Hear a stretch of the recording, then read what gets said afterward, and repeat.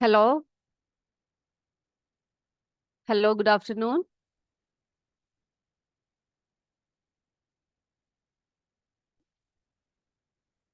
सभी कैसे हो मेरे बच्चे? आज हम क्या पढ़ने वाले हैं? विज्ञान एवं तकनीकी के क्षेत्र में नवीनतम प्रगति, जिसमें कि हम पढ़ेंगे कृषि के क्षेत्र में क्या क्या नई नई प्रगतियां आई। ठीक है। विज्ञान और तकनीकी के क्षेत्र में, जिसमें कृषि के क्षेत्र में या एग्रीकल्चर के क्षेत्र में क्या क्या नए तरीके आए और क्या क्या तकनीकियां आजकल हम लोग प्रयोग कर रहे हैं। ठीक है बच्चों। तो पिछली क्लास में हमने क्या पढ़ा था? पिछली क्लास में हमने पढ़ा था कि चिकित्सा के क्षेत्र में कौन कौन सी आधुनिक मशीनें आई है ना, जिसके कारण जो रोगों की है निदान और जो है उपचार करने में हमें बहुत ही सरलता मिली या आसानी हो गई। जिसमें हमने पढ़ा radiography, angiography, computer tomography, magnetic resonance imaging, sorry, sonography आदि, है ना। और हमने टेलीचिकित्सा के बारे में भी बात की, जिसमें कि हमने कहा कि आप विश्व के किसी भी डॉक्टर के साथ आप क्या कर सकते हो? बातचीत कर सकते हो, अपने विषमता को बता सकते हो, है ना। और बहुत सारी बातें हमने इसमें किसमें की? चिकित्सा के क्षेत्र में की। और मुझे उम्मीद है वो आप सभी बच्चों ने वो सब अच्छी से पढ़ लिया होगा। आज हम बात करेंगे कृषि के क्षेत्र में क्या क्या नवीनतम प्रगतियां हुई। ठीक है बच्चों। चलिए, तो हम लोग बात करते हैं। पहले हम लोग बोलते हैं कि कृषि में जो है पुराने जमाने में कृषि कैसे होती थी। पुराने काल में या पुराने जमाने में कृषि क्या कैसे होती थी? कृषि को कैसे करते थे लोग? हाथों से बीज बोया करते थे, है ना। बहुत सारे लोग मिलकर बीजों को बो देते थे। उसके बाद क्या करते थे? सबसे पहले तो क्या करते थे? बैलों की का उपयोग करते हुए जो जगह है, जो आपकी जमीन है, उस पर क्या किया करते थे? उस पर जो है हल जोत दिया करते थे, है ना। और हाथों से लोग क्या करते थे? खुदाई मड़ाई सब करते थे। ये तो बात थी पुराने काल की। लेकिन जैसे जैसे समय बदलता गया, जैसे जैसे विज्ञान ने तरक्की की, क्या किया? आधुनिक युग में आधुनिक युग में बहुत सारे बदलाव आए, है ना। कृषि में बहुत सारे बदलाव आए। अब इस आधुनिक युग में कृषि के आधुनिक उपकरणों का उपयोग करने लगे, है ना। आधुनिक उपकरणों का आधुनिक उपकरण का उपयोग करने लगे, नए नए टेक्निक्स यूज करने लगे। उन्नतशील बीज, क्या बच्चों? उन्नतशील बीजों का प्रयोग करने लगे। फिर क्या करने लगे? रासायनिक उर्वरकों का रासायनिक उर्वरकों का प्रयोग करने लगे, जिसे हम केमिकल फर्टिलाइजर्स कहते हैं। और सिंचाई के नए नए साधन, है ना। सिंचाई के पहले क्या करते थे? नहरों से, तालों से, तालाबों से क्या किया करते थे? हाथों से या बर्तनों में ला ला कर क्या करते थे? सिंचाई किया करते थे। सिंचाई के नए साधन आ गए, जिससे क्या हुआ? कृषि जो है बहुत ही सरल हो गई। और क्या होने लग पड़ा? कृषि की जो है उपज बढ़ने लगी। इन सभी कारणों से क्या हुआ बच्चों? कृषि की कृषि की जो उपज है वो बहुत ज्यादा बढ़ गई, है ना। किन किन कारणों से? आधुनिक उपकरण यूज करने लग पड़े, उन्नतशील बीजों का उपयोग करने लगे, रासायनिक उर्वरकों का प्रयोग करने लगे, सिंचाई के नए नए साधनों का उपयोग करने लगे। तो इन सभी के कारण क्या हुआ? कृषि में जो है बहुत सारे क्या होने लग पड़ा? उन्नति हो गई। और हमारा भारत जो है बहुत सारे देशों के सामने एक बहुत बड़ा मिसाल बनकर खड़ा है। ठीक है बच्चों। ये देखिए बेटा, आप देख सकते हो कि ये देखो नए नए कृषि के उपकरण है। ये देख सकते हो आप स्क्रीन पर। ये देखो कृषि के नए नए उपकरण है ना। जिससे कि जो पहले हाथों से और लोग जो मेहनत कर करके करते थे, वही देखो बड़े बड़े ऐसे ऐसे उपकरण आ गए जिसके कारण कृषि जो है आसान बन गए। जिससे जिसने कि हम लोग बड़े बड़े ट्रैक्टर्स आ गए, थ्रेशर्स आ गए, हार्वेस्टर्स आ गए, जिससे जो है बहुत बहुत ज्यादा जगह पर कृषि करने करने की जो है क्षमता बढ़ गई। और जो है क्या बढ़ गई उसकी, जो है इसके कारण कृषि की उपज भी बहुत ज्यादा बढ़ गई। ठीक है। अब हम बात करेंगे, कृषि प्रधान देश है हमारा, है ना। कैसा देश है हमारा? हमारा देश जो है कृषि प्रधान देश है। और हमारे देश में क्या हुआ बच्चों, हमारे देश में जो है कृषि की क्षमता को बढ़ाने के लिए अभिनव कृषि का क्या करने लग पड़े, उपयोग करने लगे। अभिनव कृषि क्या होती है? अभिनव कृषि यानी कि कृषि के क्षेत्र में की जो कृषि की जो क्षमता है उसका अत्यधिक दोहन करना, उसी का जो है उसी को हम लोग अभिनव कृषि कहते हैं। ठीक है, नए तरीके की कृषि है वो। अब बेटा आपने सुना होगा हरित क्रांति, है ना। हरित क्रांति का नाम सुना है किसी ने? हरित क्रांति जिसे हम ग्रीन रेवोल्यूशन कहते हैं। हरित क्रांति, हरित क्रांति जिसे हम ग्रीन रेवोल्यूशन कहते हैं।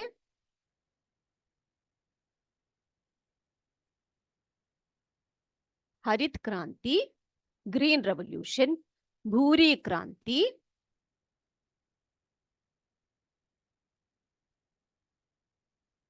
ठीक है, पीली क्रांति।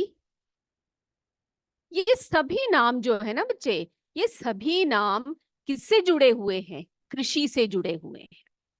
हरित क्रांति, ग्रीन रेवोल्यूशन किससे जुड़ा हुआ है? हमारे देश में जो है खाद्यान्न के उत्पादन में बढ़ोतरी हुई इसके कारण, जिसमें नए नए बीजों का क्या करने लग पड़े, नए नए बीजों का जो है अ, आविष्कार हुआ। और जो नए नए बीज जो बोए गए उनके कारण क्या होने लग पड़ा, कृषि में बहुत ज्यादा गेहूं हो, धान हो, इन सब में बहुत ज्यादा उपज होने लगी। ये देख सकते हो, ग्रीन रेवोल्यूशन कहते हैं हम लोग। ठीक है, ग्रीन रेवोल्यूशन यानी कि जिसमें हरित क्रांति की हम बात करेंगे। हरित क्रांति क्या है बच्चों?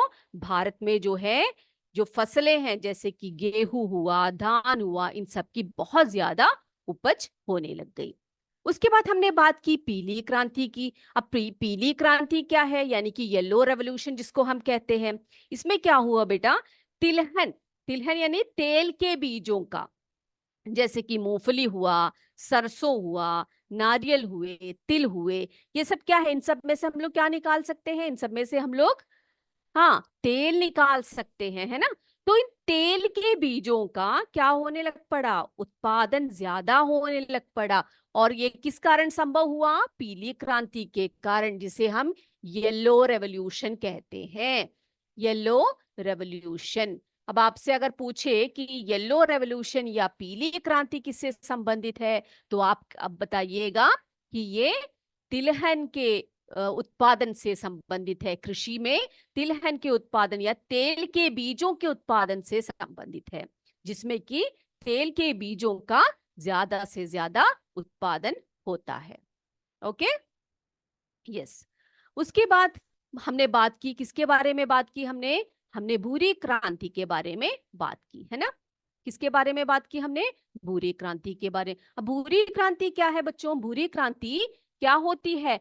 उर्वरकों का प्रयोग। जब जैसे जैसे हमारे देश में उर्वरकों का प्रयोग होने लग पड़ा, इससे क्या होने लगा, इससे जो है हमारे देश में कृषि की जो उत्पन्नता है वो बढ़ गई, है ना।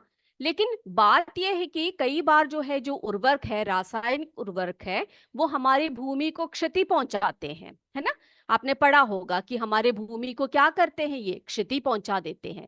लेकिन फिर भी रासायनिक जो उर्वरक है, इनके कारण क्या होने लग पड़ा, इनके कारण जो है कृषि की उपज में क्या होने लगा, बढ़ोतरी होने लग पड़ी। ठीक है, तो ये बात आप ध्यान रखिएगा। तो ये तीनों क्रांतियां हो गई। एक तो हरित क्रांति जो फसलों के बारे में है, धान की कृषि या गेहूं की कृषि, उसकी उत्पन्नता के बारे में बोलती है हरित क्रांति। और आपको पता है कि हरित क्रांति जो है सबसे पहले भारत में कौन लेकर आए थे? एमएस स्वामीनाथन जी। और बुरी क्रांति हम बोलते हैं जिसे ग्रे रेवोल्यूशन, ठीक है, ग्रे रेवोल्यूशन, जो किससे संबंधित है? उर्वरकों से संबंधित है। किनसे संबंधित है बेटा? उर्वरकों से संबंधित है। और पीली क्रांति जो है, पीली क्रांति येलो रेवोल्यूशन कहलाती है, जो किससे संबंधित होती है?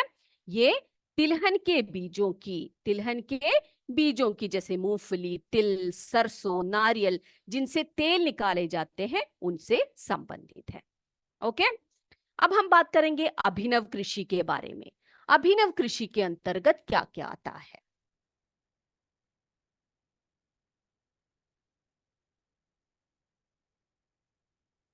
अभिनव कृषि, अभिनव कृषि के बारे में बात करेंगे। जैसे मैंने आपको बताया कि हमारा जो देश है, कृषि प्रधान देश है ना। तो यही इसी के कारण क्या है, कृषि क्षेत्र की क्षमता का अत्यधिक दोहन करना, उसी को हम अभिनव कृषि के अंतर्गत पढ़ेंगे। ठीक है। अब इसके अंतर्गत क्या होता है कि उन्नत पैदावार के लिए जैव कृषि यानी हरी खाद के प्रयोग पर बल दिया गया। किस पर बल दिया गया? हरी खाद, हरी खाद या जैव कृषि, जैव कृषि, जिसमें कि बच्चों हमने जैसे कि बताया ना कि आपको रासायनिक उर्वरक जो होते हैं वो हमारी भूमि को बार बार यूज करने पर हमारी भूमि को क्या कर देती है? उर्वरता नष्ट कर देती है उसकी, है ना। तो इसीलिए अभिनव कृषि के अंतर्गत क्या लाने के लिए बोला गया है? हरी खाद या जैव कृषि का उपयोग ज्यादातर करने के लिए कहा गया है। ठीक है। अब देखो बेटा, ये हरी खाद जो है, ये क्या होता है कि ये भूमि को जो है क्षति नहीं पहुंचाते, भूमि को क्या नहीं पहुंचाते? क्षति नहीं पहुंचा देते। ये क्या हो जाते हैं? मिट्टी में जल्दी मिल जाते हैं और जो है फसल अच्छी होती है। फिर क्या किया, ये क्या करती है? हमारी जो भूमि है उसको पोषण प्रदान करती है। क्या करती है?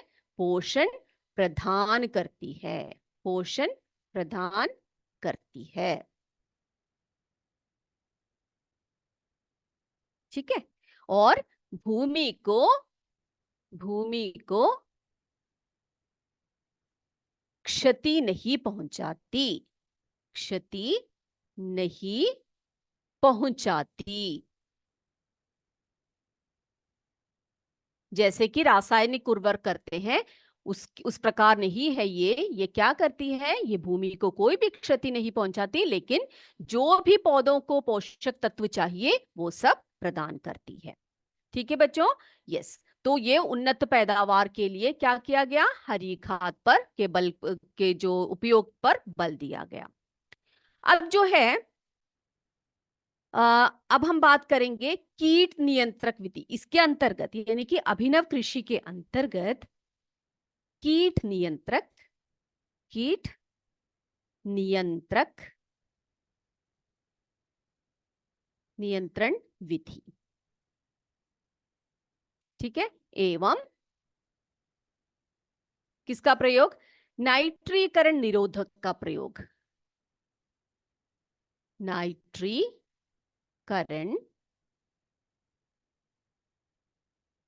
निरोधक प्रयोग।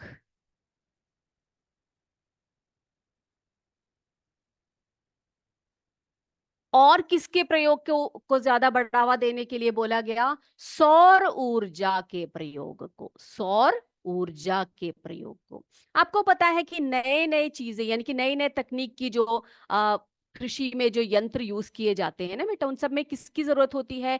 इलेक्ट्रिसिटी की जरूरत पड़ती है, बिजली की जरूरत पड़ जाती है ना। लेकिन अभिनव कृषि के अंतर्गत ज्यादा बल किस पर दिया गया? सौर ऊर्जा पर दिया गया। अब देखो, आपको पता है ना सौर ऊर्जा क्या होती है? सबको मालूम है कि नहीं मालूम है? ये आप देख सकते हो। जस्ट अ सेकेंड, अभी मैं आपको शेयर करके मैं आपको दिखाती हूँ।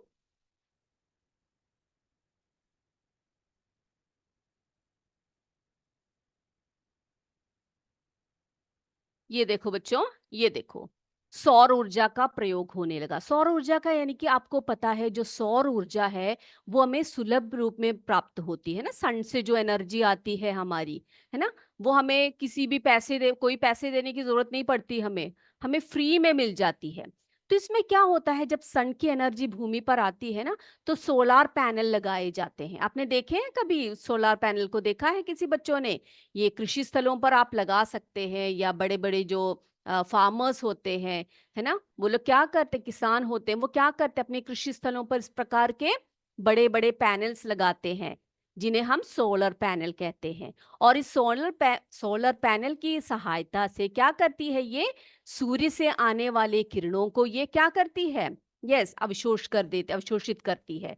और क्या कर सकते हैं इनमें जो है, वे अपने यंत्रों को क्या कर सकते हैं, चला सकते हैं। कृषि की आवश्यकता के लिए जो जो यंत्रों की आवश्यकता है उनको इनके साथ लगाकर बिना किसी बिजली के ही ये काम चला सकते हैं। ये बात समझ में आई सभी बच्चों को? तो जो हमारी सोलर एनर्जी है या सौर ऊर्जा है, इस पर बल दिया गया कौन सी कृषि के अंतर्गत? अभिनव कृषि के अंतर्गत।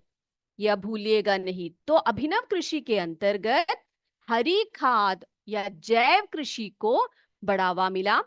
फिर हमने कहा जो जैव कृषि है या हरी खाद है, इसके प्रयोग से ये क्या करती है, भूमि को पोषण प्रदान करती है, भूमि को पोषण प्रदान करती है, और भूमि को कोई भी क्षति नहीं पहुंचाती। जिस प्रकार से रासायनिक उर्वरक भूमि को काफी समय बाद क्या कर देती, उसकी उर्वरकता नष्ट कर देती है, लेकिन हरी खाद इस प्रकार से नहीं करती। वो भूमि की जो है बैलेंस को बनाए रखती है। ठीक है बच्चों। फिर कीट नियंत्रण विधि एवं नाइट्रीकरण निरोधक का प्रयोग करने को बल दिया, तथा सौर ऊर्जा का प्रयोग करने को क्या करने लगे, इसका जो है बढ़ावा देने, सौर ऊर्जा का प्रयोग, जिससे कि कम बिजली का खर्चा हो। ठीक है, तो सौर ऊर्जा का प्रयोग करने को बल दिया गया। अब बच्चों अभिनव कृषि के अंतर्गत जो है ना, जल की उपलब्धता, जहां पर भी जल की उपलब्धता कम है, उसके लिए क्या किया गया, नए नए तरीके अपनाए जा रहे हैं। नए नए तरीके आपने कभी देखा है किस तरह से कई प्रकार के जो है यंत्र जो है होते हैं, वो है जैसे कि स्प्रिंकलर होता है। मुझे पता नहीं आपने देखा होगा कि नहीं, जो कृषि स्थल पर आप कभी जाओ या कभी विजिट करो, आपने देखा होगा ड्रिप तंत्र, ड्रिप तंत्र। ठीक है, ड्रिप तंत्र विधि। और इसी प्रकार से एक और विधि है, उसे हम कहते हैं छिड़काव तंत्र। सुना है बच्चों आपने? छिड़काव, छिड़काव तंत्र। ओके, छिड़काव तंत्र ये क्या है बेटा? ये सिंचाई के आधुनिक तरीके हैं।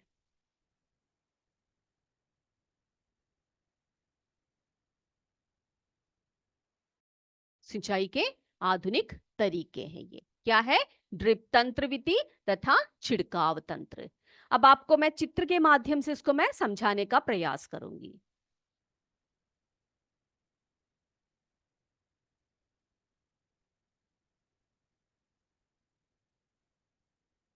छिड़काव तंत्र तथा ड्रिप तंत्र। यस, आप देख सकते हो, यहां पर देखिए, ये देखो बेटा, ये देखो यहां पर देखो पाइप लगा रखे हैं, देखा आपने? ये यहां पर ऐसे कृषि स्थल पर क्या किया जा सकता है, ऐसे इस प्रकार से पाइप लगा दिया जाता है, जिससे कि पाइपों द्वारा नहरों से या नालों से कहीं से भी पानी इस तरह से लाया जाता है।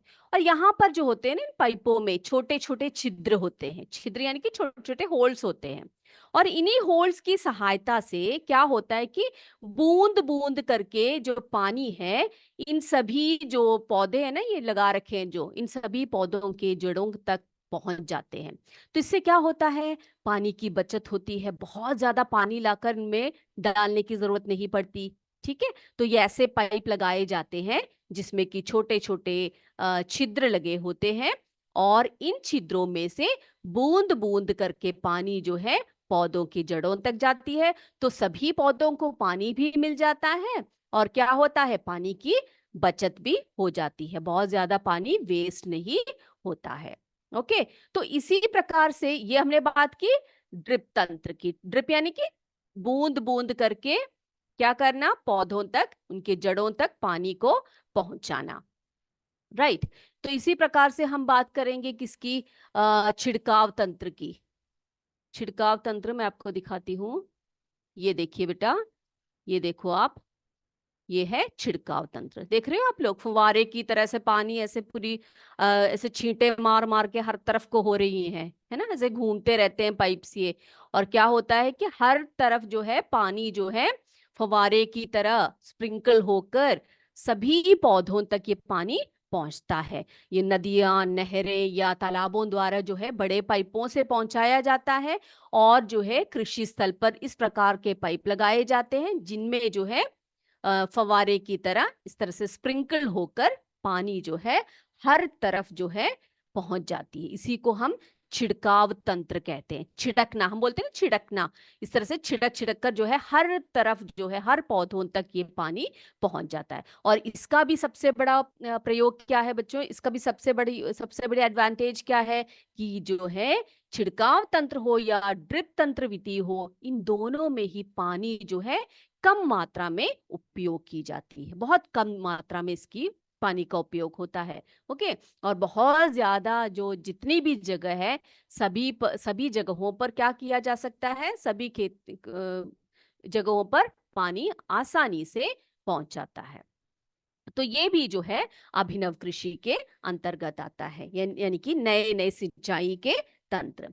तो ये सब तो थे बेटा कृषि के क्षेत्र में जो जो तरक्कियां हुई, यानी कि जो जो नए विज्ञान एवं तकनीकी के क्षेत्र में जो जो बदलाव आए। हमने इसमें बात की किसके बारे में, आधुनिक उपकरण आए, उन्नतशील बीजें आई, उर्वरकों का प्रयोग होने लगा। इससे क्या हुआ, कृषि की उपज बढ़ने लगी। फिर हमने आज बात की किसकी, इसके बारे में बात की हमने, पीली क्रांति, हरित क्रांति, भूरी क्रांति, है ना। इन तीनों क्रांतियों के कारण हमारे देश में जो है काफी उपज बढ़ी। जिसमें हरित क्रांति में क्या हुआ, गेहूं धान जैसे फसलों का पैदावार ज्यादा होने लगा।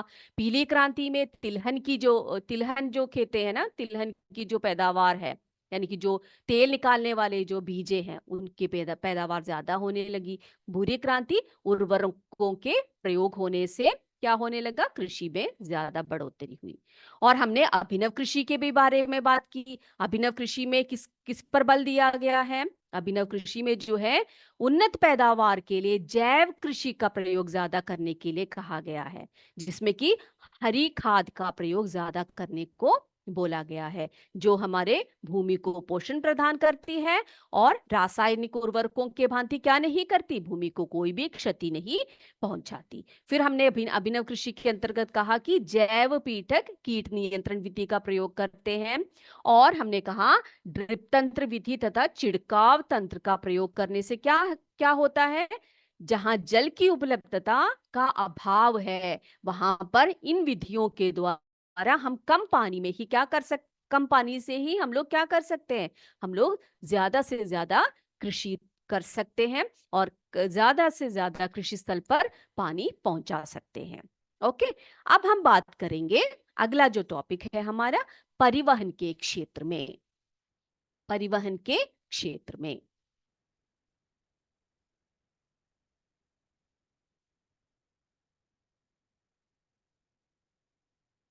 परिवहन के क्षेत्र में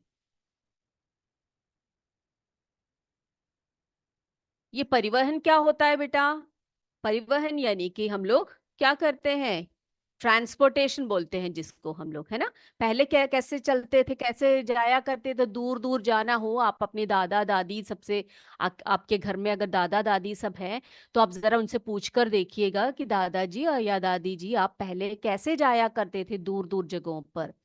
उस जमाने में तो बसें नहीं हुआ करती होंगी, कारें नहीं हुआ करती होंगी, है ना, हवाई जहाज ट्रेन ये सब नहीं होते होंगे।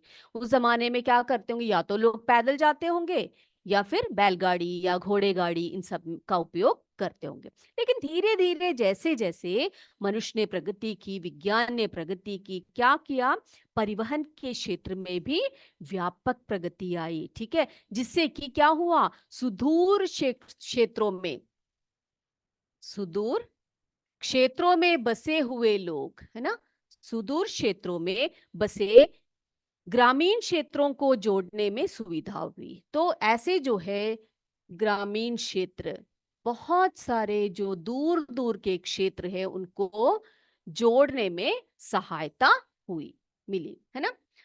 अभी आप सोचो जरा, आपको अभी मुंबई जाना है तो आपको कोई बैलगाड़ी या फिर पैदल चलने की जरूरत नहीं है ना, बसों की भी जरूरत नहीं है। अभी तो सीधे क्या कर सकते हो, आप एरोप्लेन में चढ़ जाओ और सीधे 1 या 2 घंटे में वहां पर पहुंच जाओ। ओके। तो जो है हमारे देश में इसके लिए क्या क्या आजकल जो है परिवहन के क्षेत्र में बहुत सारी नए नए तकनीक आ गए हैं। पहले तो आपको पता था कि बस, कार, रेलगाड़ी, है ना, हवाई जहाज, ये सभी जो है परिवहन के साधन है जो हमें एक जगह से दूसरी जगह पर आसानी से ले जाते हैं, है ना। लेकिन जैसे जैसे हमारा जो है विज्ञान बढ़ता गया, हमारी तकनीकियां बढ़ती गई, आजकल जो है बहुत सारे नवीनतम तकनीकें आ गए हैं। नवीनतम तकनीक परिवहन के क्षेत्र में, किसके क्षेत्र में, परिवहन के क्षेत्र में, जिसमें कि हम बात करते हैं मेट्रो ट्रेल की या मेट्रो रेल की बात करते हैं। मेट्रो रेल, है ना, आपने सुना है metro rail, bullet train, bullet train, bullet train, mono rail, mono rail, ये सब क्या है बेटा, ये सब जो है साधारण रेलगाड़ी या फिर बस या कार, इन सब से दुगुना या तिगुने स्पीड से चलने वाले परिवहन के साधन है। मेट्रो रेल हो गया, बुलेट ट्रेन हो गई, मोनो रेल हो गए, ये सब बहुत फास्टेस्ट है, बहुत जल्दी से आप क्या कर सकते हो, एक जगह से दूसरी जगह पर आराम से पहुंच सकते हो। मैं आपको इन सबके चित्र भी दिखा सकती हूँ अभी।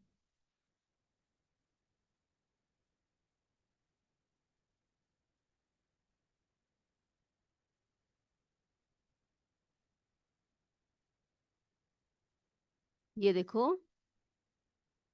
ये देख रहे हो ना आप लोग, देख रहे हो सभी स्क्रीन पर, ये क्या है, ये जो है ये बुलेट ट्रेन है। ये बहुत स्पीड से चलता है, बहुत स्पीड से आपको एक जगह से दूसरी जगह पर ये पहुंचा सकता है, ठीक है। फिर हम बात करते हैं किसके बारे में बात करेंगे, मेट्रो ट्रेन के बारे में, मेट्रो रेल के बारे में बात करें। किसी कोई बच्चे गए हैं किस तरह से मेट्रो रेल में जाते हो आप लोग कभी, हाँ, बड़े बड़े शहरों में सब ये मेट्रो रेल्स हैं। ये सभी क्या है बेटा, ये सभी जो है परिवहन के नए नए नवीनतम तकनीकें हैं, ठीक है, जिससे कि आप आसानी से मिनटों में एक जगह से दूसरी जगह पर जा सकते हो। अब पर्यावरण के प्रदूषण से बचने के लिए, आपको पता है जब गाड़ियां सब चलती है तो कितना प्रदूषण होता है, पता है ना। प्रदूषण के कारण क्या होने लग पड़ा है आजकल, हम लोग को बहुत ज्यादा हानिकारक बीमारियां होने लग पड़ी है। तो इसी कारण पर्यावरण प्रदूषण से बचने के लिए क्या किया जा रहा है, ई रिक्शा का प्रयोग होने लगा है। आपने देखा है ई रिक्शा, ई रिक्शा यानी कि इलेक्ट्रिसिटी से चलने वाली रिक्शा होती है, जिसमें कि डीजल या पेट्रोल इन सब की जरूरत नहीं पड़ती है। तो ई रिक्शा के प्रयोग से क्या किया जा सकता है, इसमें चार्ज किया जाता है, जैसे कि आप मोबाइल फोन सब चार्ज करते हो ना, इसी प्रकार से इसमें बैटरी होती है, चार्ज किया जाता है और इलेक्ट्रिसिटी से ये चलने वाला जो रिक्शा है इसी को हम ई रिक्शा कहते हैं। इसी प्रकार से ना बेटा सीएनजी, ठीक है, सीएनजी जो गाड़ियां होती है, आपने देखा है सीएनजी गाड़ियां देखी है, जिसमें कि गैस भरी जाती है और इसी गैस के सिलेंडर्स, ये देखो गैस के सिलेंडर होते हैं इसमें, ये देखिए, और इसी की सहायता से गाड़ियां चलती हैं। तो इन दोनों में क्या है, ई रिक्शा हो ये चाहे सीएनजी गाड़ियां हो, आपसे अगर पूछा जाए एग्जाम में कि प्रदूषण को कम करने, पर्यावरण प्रदूषण से बचने के लिए, बचाने के लिए जिन गाड़ियों का प्रयोग होता है वे कौन कौन से हैं, तो आप बताइएगा ई रिक्शा एवं सीएनजी गाड़ियां। इनके इनके प्रयोग से क्या नहीं होते, वायु प्रदूषण नहीं होते या वायु प्रदूषण कम होता है। ठीक है, तो ये तो थी परिवहन के क्षेत्र में नवीनतम प्रगति। ओके, जिसमें हमने बात की मेट्रो रेल के बारे में या मेट्रो रेल के बारे में, बुलेट ट्रेन, मोनो रेल आदि। तो ये क्या है, ये सभी जो है बहुत तेजी से ले जाने, एक जगह से दूसरी जगह तक, ये एक जगह से, एक स्थान से दूसरी स्थान तक जोड़ने वाली परिवहन के साधन है। ओके, और हमने बात की इसके पर्यावरण प्रदूषण से बचाने के लिए, पर्यावरण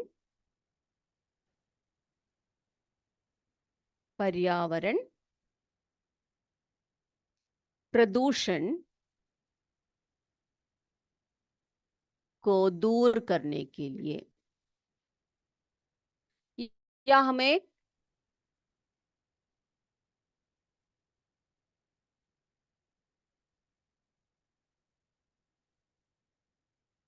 के लिए जिन गाड़ियों का प्रयोग होता है ना, उन गाड़ियों का नाम है ई रिक्शा, इलेक्ट्रिक रिक्शा। ठीक है, e rickshaw, e rickshaw,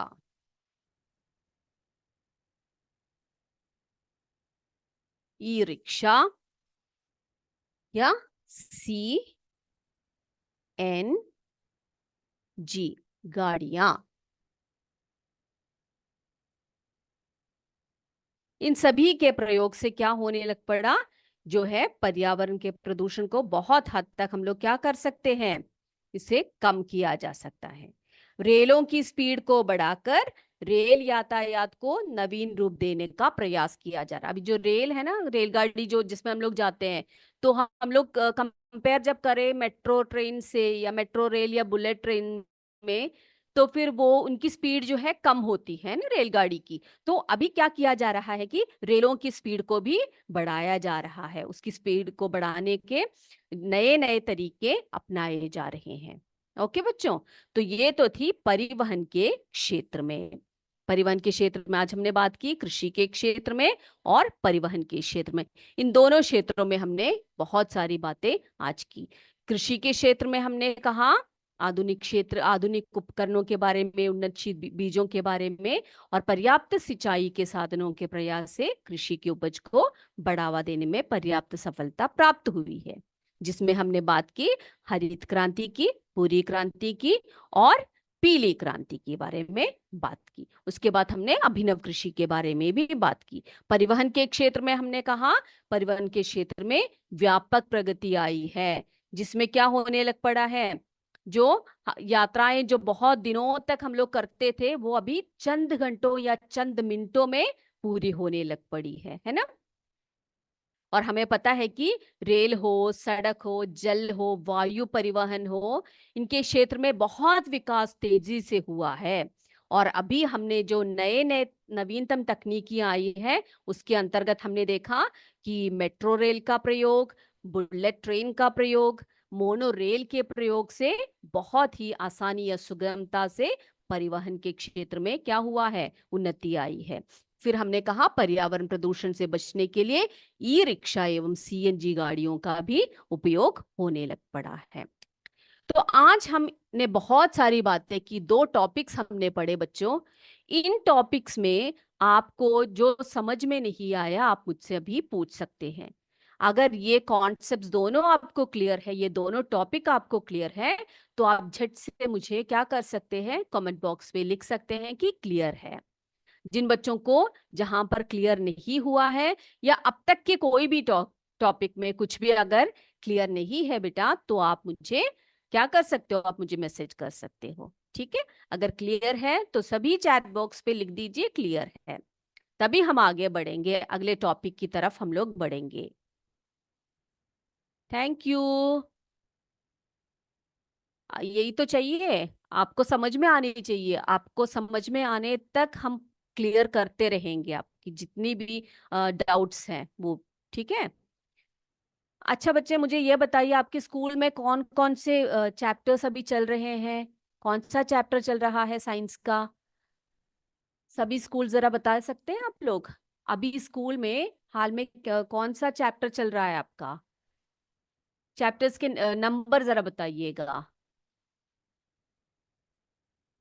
okay, number जरा बताओ, कौन कौन सा चैप्टर अभी चल रहा है आपका? 8th चैप्टर चल रहा है? इतनी आगे पहुंच गए आप लोग, 6th chapter.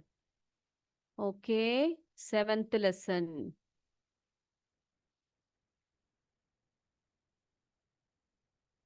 Okay, 7th lesson, 10th lesson composite school, बहुत आगे निकल गए आप तो, बहुत आगे निकल गए हो, 10th चैप्टर। अच्छा अच्छा, 6th चैप्टर चल रहा है गंगापुर का, CS गंगापुर, 6th चैप्टर चल रहा है। तो हम बहुत पीछे हैं क्या? स्पीड में चले हम लोग फिर? स्पीड में चले कि धीरे धीरे इसी प्रकार से समझाना है आपको? आप मुझे बताइए, उस हिसाब से मैं चलूंगी कि हम चैप्टर्स को थोड़ी स्पीड में चले या फिर धीरे धीरे जिस प्रकार से अभी हम लोग जा रहे हैं उस प्रकार से चले। अच्छा अच्छा, 10th चैप्टर चल रहा है, 6th चैप्टर चल रहा है सभी का, देख रही हूँ 5th चैप्टर। तो किसी का भी अभी 1st और 2nd चैप्टर नहीं चल रहा है। हाँ, स्पीड से चलिए। ओके, सभी के लिए ओके है इस तरह से? ठीक है। ओके, अब मुझे ये भी बता दीजिए, प्रश्न उत्तर चाहिए कि सभी चैप्टर्स के? आपके स्कूल में आपको प्रश्नों के उत्तर दिए जा रहे हैं कि मैं आपको प्रश्नों के उत्तर लिखवाऊं? क्या चाहिए आपको, बताइए। हाँ, 6 चैप्टर्स सभी का मिल रहा है मुझे, सभी को प्रश्न उत्तर। हाँ आप ही। ओके ओके ओके, तो बच्चे बोल रहे हैं कि क्या बोलते हैं, प्रश्नों के उत्तर लिखवाने के लिए।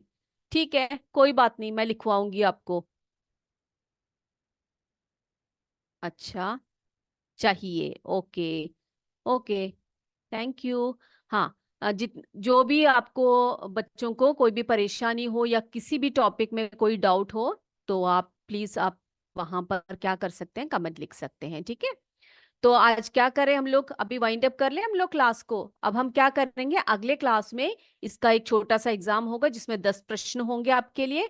उन 10 प्रश्नों के आपको आपसे पूछे जाएंगे और आप उनके आंसर्स दीजिएगा। ठीक है बेटा? ओके, आज जो है आपके अंग्रेजी की क्लास नहीं चलेगी। हाँ, सिर्फ आज विज्ञान का क्लास ही चलेगा, अंग्रेजी की क्लास आज नहीं चलेगी। Okay, thank you. तो इसी के साथ आज हम अपनी कक्षा को यही समाप्त करते हैं। जय विद्या शक्ति, जय हिंद, जय भारत। धन्यवाद।